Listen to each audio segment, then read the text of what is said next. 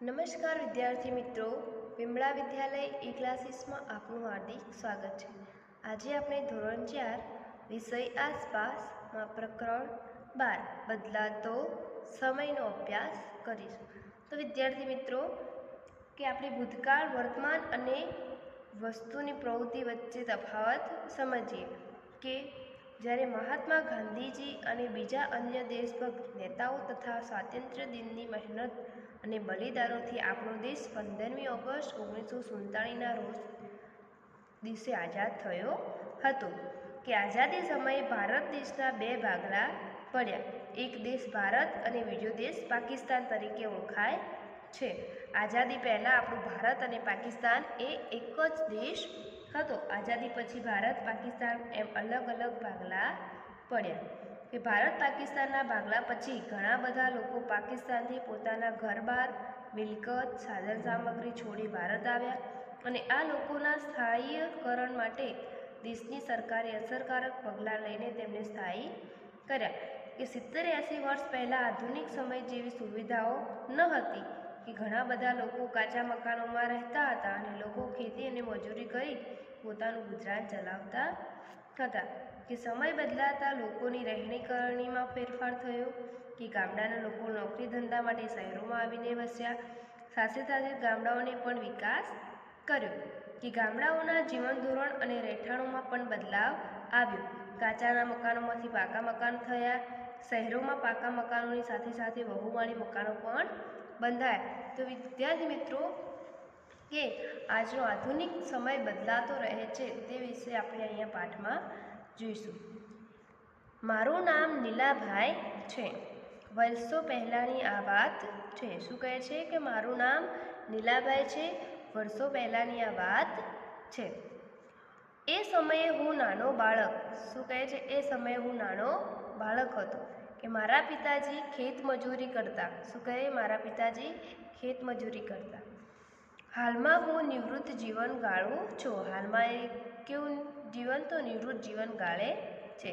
એ સમયના મારા અનુભવો તમારી સાથે આપ-લે કરવા માગું છું કે જ્યારે નાના હતા ત્યારે તેમનું જીવન કેવું હતું તેના અનુભવો તે આપણને કહેવા માગે છે। મોટું સ્થળાંતર લગભગ 70 વર્ષ પહેલાંની વાત છે। કેટલા વર્ષ પહેલાંની? તો 70 વર્ષ પહેલાંની વાત છે। મને યાદ છે તે સમય જ્યારે હું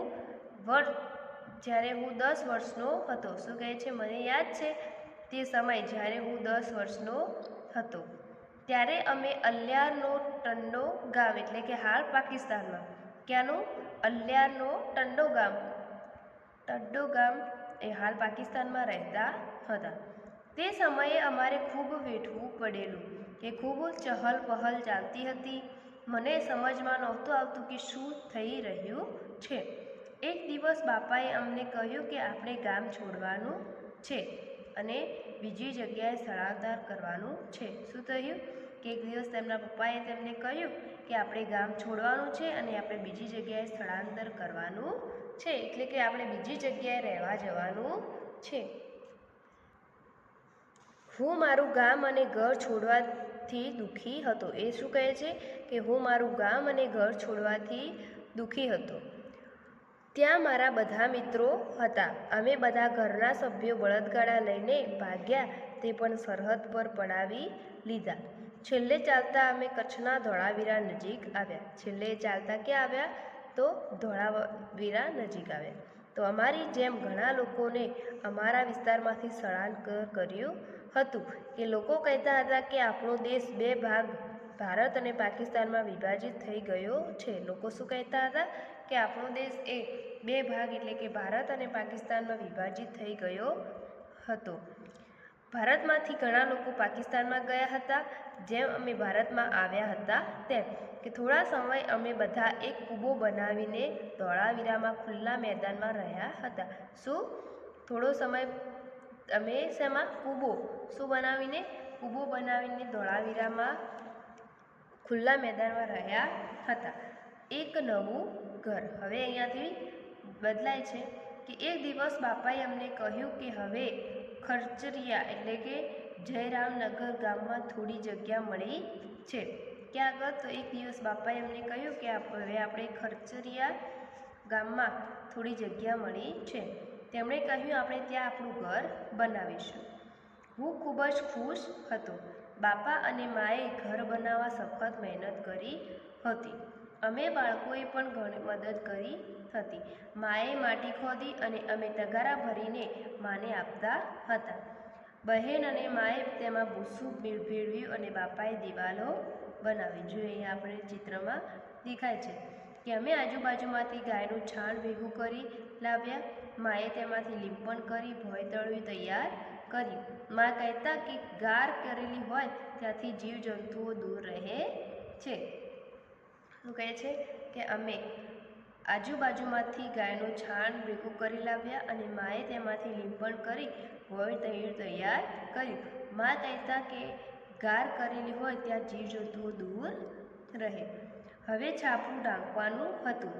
બાપાએ લાંબી લીમડાની ડાળીઓ તોડી વાંસા તૈયાર કરી મોવ મૂક્યો, જેના પર થોડા સણના કોથળા મૂકી માટીના નળિયામાંથી ઢાંકી દીધું. શું કર્યું કે ત્યાં વાંસ તૈયાર કરી મોવ મૂક્યો અને જેના પર થોડા સણના કોથળા મૂકી માટીના નળિયાથી ઢાંકી દીધું. અમારી આજુબાજુના મોટા ભાગના ઘરો અમારા ઘર જેવા હતા, જે અમારા જૂના ઘર જેવા જ હતા, જે મને ખૂબ જ ગમતું હતું. શું કહે છે કે અમારી આજુબાજુના મોટા ભાગના ઘરો અમારા ઘર જેવા જ હતા, જે અમારા જૂના ઘર જેવા જ હતા, જે મને ખૂબ જ ગમતું હતું. શોધી કાઢો અને લખો. હવે અહીંયા કેટલાક પ્રશ્નો આપેલા છે જે આપણે લખવાના છે. બરાબર? કે ગામના કોઈ વડીલ સાથે વાત કરો, તેમની મુલાકાત લઈ. જ્યારે તેઓ 8 કે 9 વર્ષના હતા તે સમયના તેમના અનુભવો જાણો અને લખો. કે વિદ્યાર્થી મિત્રો, તમારા ગામમાં જે વડીલ હોય, મતલબ એટલે કે 70-80 વર્ષના કોઈ વડીલ હોય તો તેમની મુલાકાત લઈ અને જ્યારે તે 8-9 વર્ષના હતા ત્યારે તે કેવું જીવન જીવતા હતા તેના અનુભવો જાણો. તો કે તે ક્યાં રહેતા હતા તે જગ્યાનું નામ લખો. તો આપણે લખી શકીએ કે તે ગામડામાં રહેતા હતા અને તે ગામનું નામ જે પણ હોય તે આપણે લખી શકીએ કે મગરવાડા જે હોય એ નજીકનું. તો આપણે અહીંયા લખીશું તે ગામમાં રહેતા હતા. તે ગામનું નામ મગરવાડા હતું. બરાબર? પછી કે તેમનું ઘર કઈ કઈ સામગ્રીમાંથી બનાવેલું હતું? તો તેમનું ઘર કાચી ઈંટો, માટી અને નળિયાથી બનાવેલું હતું. તો આપણે અહીંયા લખીશું તેમનું ઘર કાચી ઈંટો, માટી અને નળિયામાંથી બનાવેલું હતું. બરાબર? પછી કે તેમના ઘરમાં શૌચાલય હતું? જો ના તો તે ક્યાં હતું? તો ના, કે પહેલાંના સમયમાં શૌચાલય હતું નહીં. તે કે ઘરમાં શૌચાલય નહોતું. તેઓ શૌચક્રિયા માટે ગામના વગડામાં કે ખેતરમાં જતા. કે તેઓ શૌચક્રિયા માટે ગામના વગડામાં કે ખેતરમાં જતા હતા. પછી કે ઘરમાં કયા ભાગમાં રસોઈ બનાવવામાં આવતી હતી? તો તેમના ઘરની સામે એક વાડો હતો, તેમાં તાપડા બાંધીને રસોઈ બનાવવામાં આવતી હતી. કે ઘણા લોકો ઘરના એક ખૂણામાં માટીના ચૂલા પર રસોઈ બનાવતા. તો આપણે લખીશું કે ઘણા લોકો ઘરના એક ખૂણામાં માટીના ચૂલા પર રસોઈ બનાવતા. બરાબર? હવે કે નીલાભાઈનું ઘર બન્યું ત્યારે ખૂબ જ ગાર અને માટીનો ઉપયોગ થયો. શા માટે? તો કે નીલાભાઈનું ઘર આજથી 80 વર્ષ પહેલાંનું બન્યું હતું કે તે સમયે ગામડાઓમાં સિમેન્ટ, રેતી, લોખંડ કે ઈંટોનો વપરાશ ન હતો. તે સમયે તેમનું ગુજરાન પણ માંડ માંડ ચાલતું હતું કે નીલાભાઈએ ખરચરિયા ગામમાં રહેઠાણની જગ્યા મળી એટલે તેઓએ જાત મહેનતથી ગાર, માટી, લીંપણ, ભૂસું અને લાકડાની ડાળીઓનો ઉપયોગ કરીને ઘર બનાવ્યું હતું. આમ ઘરની દિવાલો અને ભોંયતળિયું માટીનો ઉપયોગ કરી બનાવ્યું હોવાથી ખૂબ જ ગાર માટીનો ઉપયોગ થયો હતો. તો આપણે શું અહીંયા લખી શકીશું કે નીલાભાઈનું ઘર આજથી 80 વર્ષ પહેલાં બન્યું હતું. તે સમયે ગામડાઓમાં સિમેન્ટ, રેતી, લોખંડ કે ઈંટોનો વપરાશ થતો ન હતો કે તે સમયે તેમનું ગુજરાન પણ માંડ માંડ જ ચાલતું હતું. એટલે કે નીલાભાઈએ ખરચરિયા ગામમાં રહેઠાણની જગ્યા મળી એટલે તેઓએ જાત મહેનતથી જ ગાર અને માટી, લીંપણ, ભૂસું અને લાકડાની ડાળીઓમાંથી ઉપયોગ કરી એમનું ઘર બનાવ્યું હતું. એટલે આમ ઘરની દિવાલો અને ભોંયતળિયું માટીનો ઉપયોગ કરી બનાવ્યું હોવાથી ખૂબ જ ગાર અને માટીનો ઉપયોગ થયો હતો.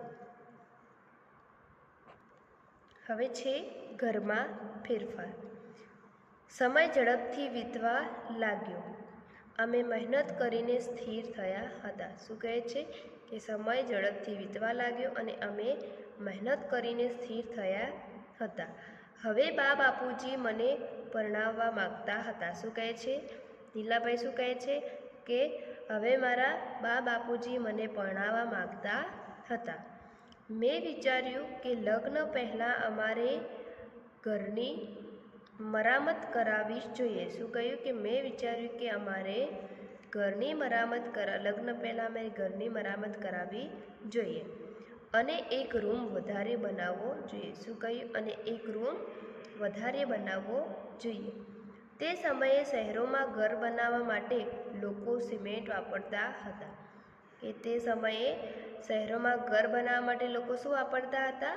સિમેન્ટ વાપરતા હતા કે તેઓ કહેતા સિમેન્ટથી મજબૂત ઘરો બને છે કે તેઓ શું કહેતા કે સિમેન્ટથી મજબૂત ઘરો બને છે. અમે પણ વિચાર્યું કે અમારે સિમેન્ટનો ઉપયોગ કરવો જોઈએ. શું કહે છે? નીલાભાઈ કહે કે અમે પણ વિચાર્યું કે અમારે સિમેન્ટનો ઉપયોગ કરવો જોઈએ. અમે નવા રૂમની છત બનાવવા લોખંડ અને સિમેન્ટનો ઉપયોગ કર્યો. શું કહે છે કે અમે નવા રૂમની છત બનાવવા માટે લોખંડ અને સિમેન્ટનો ઉપયોગ કર્યો. તે સમયે બજારમાં પકવ્યા વગરની ઈંટો પણ મળતી હતી કે તે સમયે બજારમાં શેની પકવ્યા વગરની ઈંટો પણ મળતી હતી એટલે કે કાચી ઈંટો. અમે તેનાથી દિવાલો બનાવી. શું કહ્યું કે અમે તેનાથી દિવાલો બનાવી. ઈંટોનો ઉપયોગ ફાયદાકારક હતો. શું કહે છે કે ઈંટોનો ઉપયોગ એ ફાયદાકારક હતો.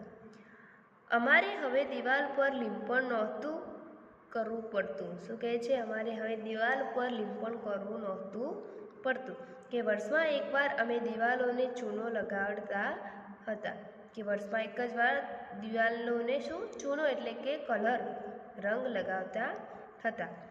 અમે આંગણામાં નાનું રસોડું પણ બનાવી દીધું. શું કહે છે કે અમે આંગણામાં એક અલગથી નાનું રસોડું પણ બનાવી દીધું. રસોડામાં માટીનો ચૂલો અને વાસણો મૂકવાની જગ્યા હતી. રસોડામાં શું હતું કે એક માટીનો ચૂલો અને બીજું વાસણો મૂકવાની જગ્યા હતી. પછી મારા લગ્ન થયા અને મારી પત્ની અમારા નવા ઘરમાં આવી. શું કહે છે? પછી મારા લગ્ન થયા અને મારી પત્ની અમારા નવા ઘરમાં આવી. રસોઈ બનાવવા તે રસોડામાંથી નીચે બેસતી. અમે બધા રસોડામાં ચટાઈ પર એકસાથે જમવા બેસતા. શું કે રસોડું બનાવવા તે રસોડામાં નીચે બેસતી અને અમે બધા રસોડામાં જ ચટાઈ પર એકસાથે જમવા બેસતા. તે ખૂબ ખુશીનો સમય હતો. શું કહે છે કે તે ખૂબ ખુશીનો સમય હતો.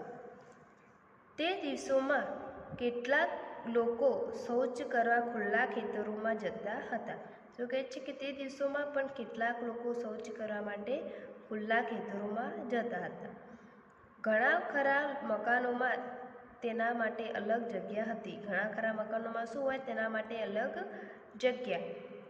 અમે ઘરની પાછળ બેલાથી નાનું શૌચાલય બનાવ્યું હતું. શું કહે છે કે અમે ઘરની પાછળ નાનું શૌચાલય બનાવ્યું હતું. તો શું કહે છે વિદ્યાર્થી મિત્રો કે જે નીલાભાઈ છે એમના લગ્ન કરવાના હતા, એટલે એમના માટે શું તો શું હતું કે નીલાભાઈનો લગ્ન થવાના હતા, એટલે એમને ઘરને નવું બનાવી દીધું કે એટલે એમના પત્ની એ નવા ઘરમાં આવે અને પછી એમને અલગથી એક રસોડું અને શૌચાલય પણ બનાવ્યું હતું.